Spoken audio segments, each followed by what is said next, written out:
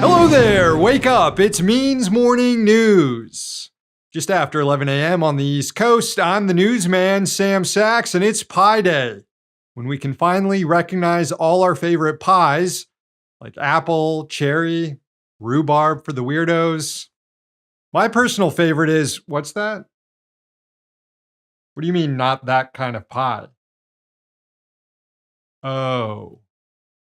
As in the ratio of the circumference of a circle to its diameter. That kind of pie. Well, pies are shaped like a circle. And I already ate some key lime pie for breakfast, so.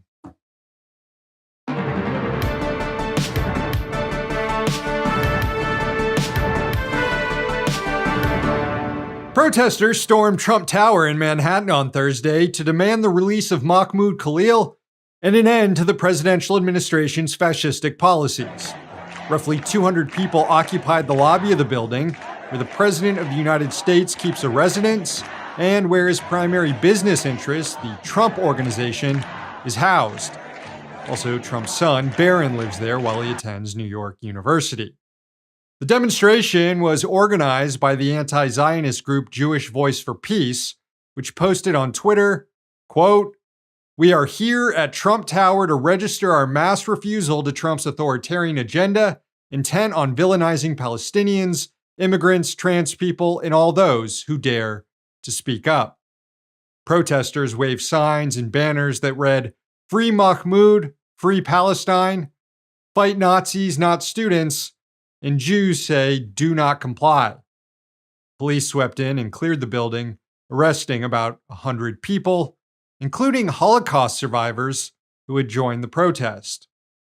Mahmoud Khalil remains in detention in Louisiana as his lawyers fight for his release, despite him committing no crime. The Trump administration is trying to deport the Columbia University graduate and permanent legal resident who is married to a U.S. citizen because of his involvement in anti-genocide protests on campus last year. It's a brazen attack on the constitutional rights all of us have to dissent against our government. Columbia University itself is complicit in this attack, allowing ICE agents on campus to carry out politically motivated arrests and deportations.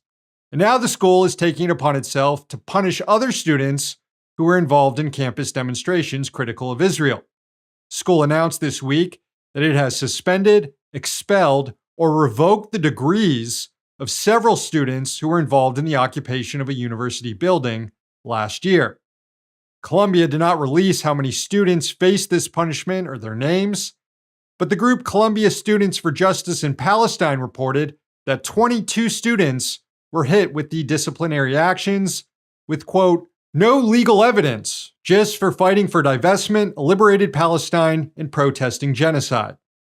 One of those students expelled is Grant Minor, who is also the president of the UAW Local 2710, the union that represents thousands of Columbia University student workers. He was expelled one day before labor contract negotiations were set to begin between the union and the school.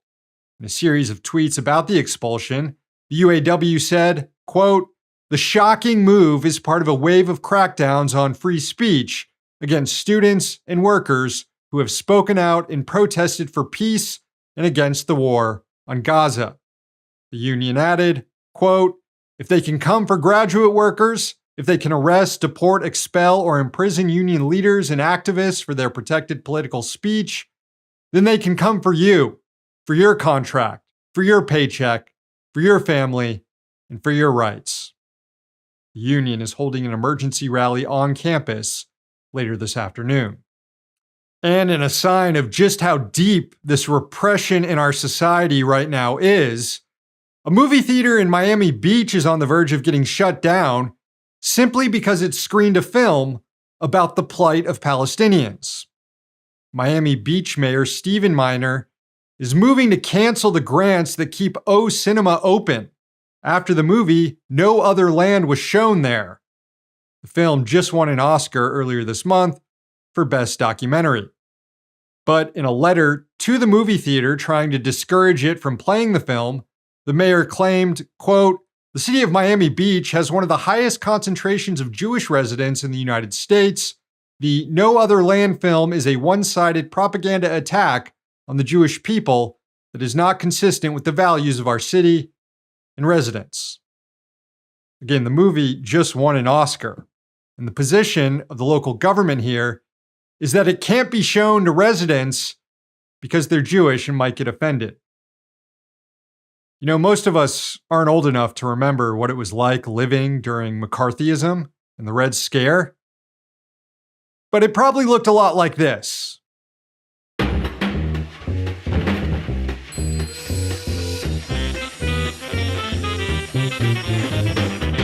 All eyes are on Senate Democrats to see if they're going to grow a fucking spine.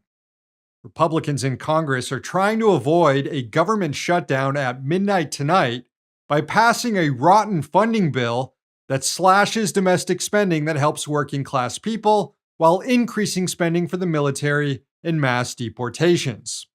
Now, rather than going through the normal budgeting process that instructs the executive branch exactly how to spend the money for the fiscal year, the Republican Continuing Resolution, or CR, gives broad discretion to the White House for the next 7 months to pick and choose how it implements the spending, based on its own ideological whims. It would be a disaster for the working class, and it would be a disaster for Washington, D.C., since the bill cruelly subjects the district to a $1 billion budget cut that would lead to mass layoffs of teachers, firefighters, and civil servants.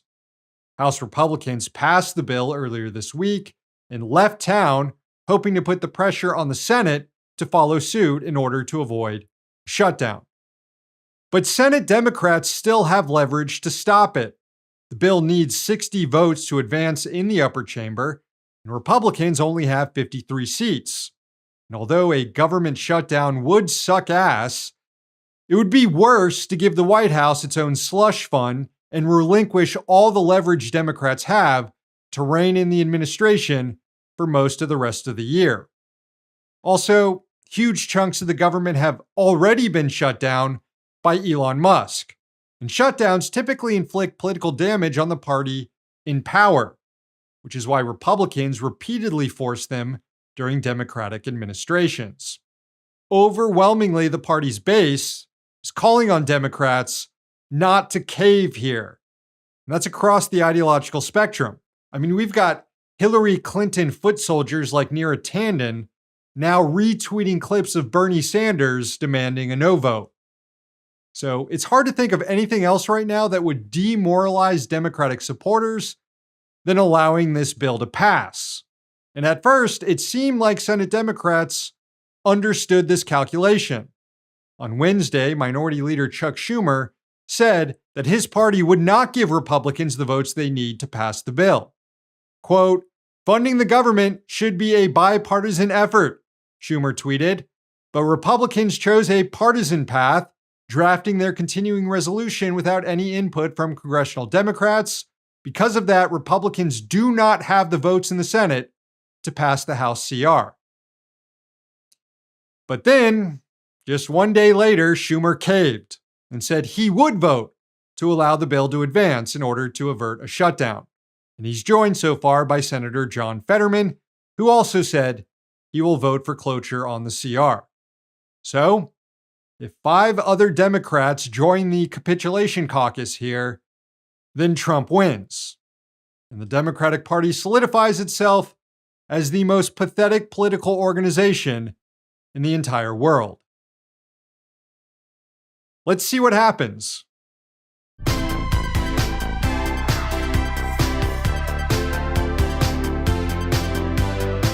Labor Secretary Lori Chavez DeRemer has been on the job for barely a week, and she's already trying to screw over her own workers. Huffington Post reported on an internal memo sent to employees at the Labor Department, informing them that they were set to lose a host of perks beginning in May. Childcare subsidies, an employee mental health program, and an on-site clinic where workers could get flu shots are all being nixed. Already, the department shut down an emergency daycare center for workers to bring their kids to on days when school is closed or daycare is unavailable. There was no reason offered for ending these programs, but it's likely part of the government-wide campaign led by Elon Musk, ostensibly to cut spending, but actually to destroy departments and agencies tasked with reining in corporate power. It's unlikely that ending childcare subsidies and mental health initiatives will actually save the government all that much money, but it will make workers' lives harder and encourage them to find jobs elsewhere, which is ultimately the point. But you know what department isn't losing its perks? The Defense Department. As researcher Stephen Semler reported, of all the federal contracts canceled by DOGE, only 0.05% were related to the military. Just 0.05%.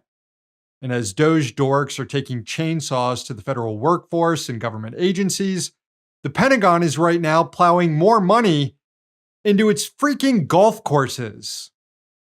The Intercept reported this week on a number of government contracts on offer to renovate military golf courses. They include a refurbishment of 35 sand traps at the Woodlawn Golf Course at Ramstein Air Base in Germany. The Air Force is also looking to purchase sterile mushroom compost for the golf greens at its Cannon Air Force Base in New Mexico.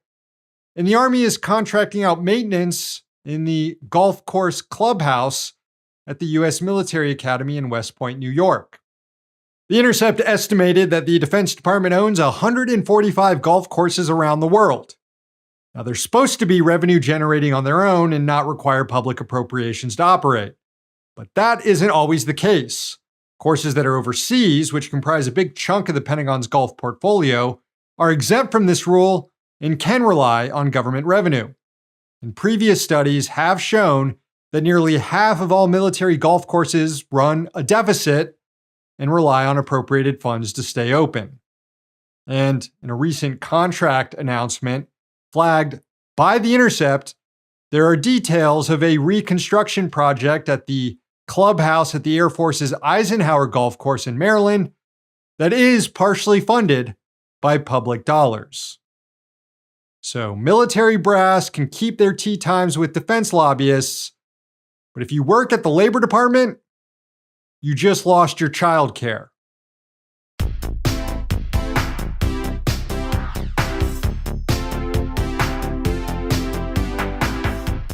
All right, friends, we made it to Friday. How about us, huh? Before we all start munching down on our pie, there's one thing left to do. That's right. This week's Rich Dick is Sardar Biglari. Sardar Biglari is the CEO and chairman of Biglari Holdings, which owns Steak and Shake, as well as a number of other entities, including various fossil fuel firms, insurance companies, the buffet restaurant Western Sizzlin', and Maxim Magazine, which Biglari used to endorse Donald Trump for president last year. Biglari has also made a number of political donations to Donald Trump. Biglari Holdings also has a sizable stake in Cracker Barrel, Ferrari, and Jack in the Box. The firm recently got hit with an adverse opinion from an accounting firm, raising questions about how accurate its books are. Biglari also once got in trouble with investors in his hedge fund called the Lion Fund. Forbes reported how the hedge fund lost money for investors. It declined 7.2% and underperformed the S&P 500 for 5 straight years. Yet Biglari paid himself $34 million anyway, and he reportedly quoted Bible verses in a message to investors to justify their losses. But for today's show, we're going to focus on Steak and Shake, which under Biglari's leadership has been collapsing for years. The company underwent serious cost-cutting initiatives and layoffs, moving away from a traditional restaurant with servers to a kiosk restaurant where customers place their orders on a computer screen and serve themselves. But even that hasn't turned around Steak and Shake's fortunes. So now Biglari is tying his company to Donald Trump and Elon Musk, hoping to ride the MAGA movement back to profitability. It started with the company boasting about how it now uses beef tallow to cook its French fries. This is a nod to the cultish Make America Healthy Again movement, led by Robert Kennedy Jr., the nation's health secretary, and a number of other cranks who claim that seed oils are unhealthy and that beef tallow is a better option. There's no actual medical evidence to back that up, and actually the evidence shows that beef tallow is far more unhealthy and poses a much higher cardiovascular risk. But Steak and Shake is leaning into the beef tallow switch, tweeting about it constantly, and enlisting RFK Jr. as its pitchman. One post from the official Steak and Shake Twitter account reads, quote, RFK has spent much of his life seeking to improve the health of Americans. His passion has inspired us to use his name as a verb. It communicates so much with just a few letters. RFKing the fries. Don't even bother asking what RFKing the fries means, because the tweets are going to get even stranger. This week, the health secretary dined at the restaurant while being interviewed by Fox News' Sean Hannity.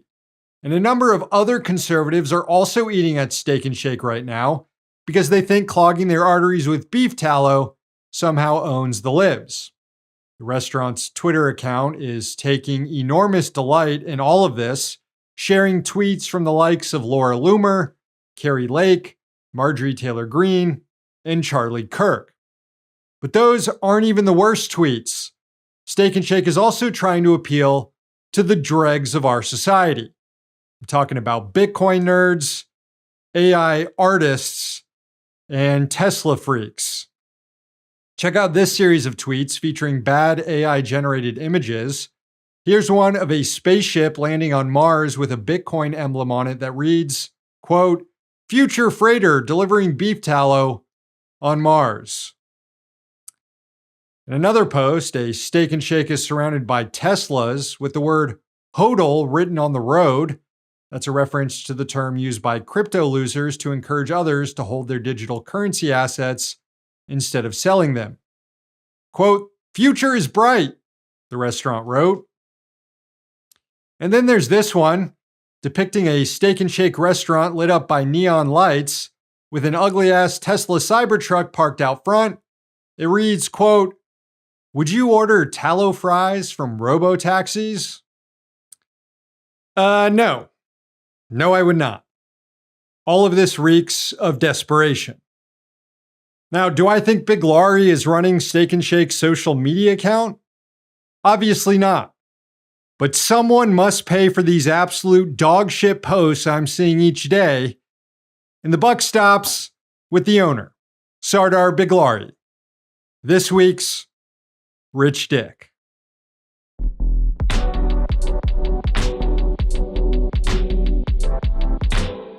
All right, friends, the show ends today with a sunrise from Tequila Island, which is a collectivist community on the Peruvian side of Lake Titicaca. It was sent in by Cecile. Enjoy.